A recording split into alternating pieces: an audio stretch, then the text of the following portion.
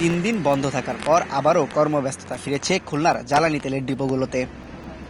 বুধবার সকাল 8টা থেকে শুরু হয় খুলনার খালিশপুরে পদ্মা, মেঘনা ও যমুনা অয়েল ডিপো থেকে তেল উত্তোলন। সরবরাহ করা হচ্ছে 16 জেলায়। 3 দিন অপেক্ষার পর নিজ নিজ গন্তব্যে তেল নিয়ে যেতে শুরু করেন চালকরা। রবিবারের হাফ বেলা থেকে স্থগিত ছিল, 3 দিন পরে লোড দিলাম আজকে। 3 দিন বসেছিলাম, এই যে আর নেতাকর্মীরা লোড দিচ্ছে, আর লোড নিয়ে পাম্পে যাচ্ছে। শ্রমিক ইউনিয়নের নেতারা জানান, প্রশাসনের আশ্বাসে এবং জনভোগান্তির কথা বিবেচনা করেই কর্মবিরতি স্থগিত করা হয়েছে।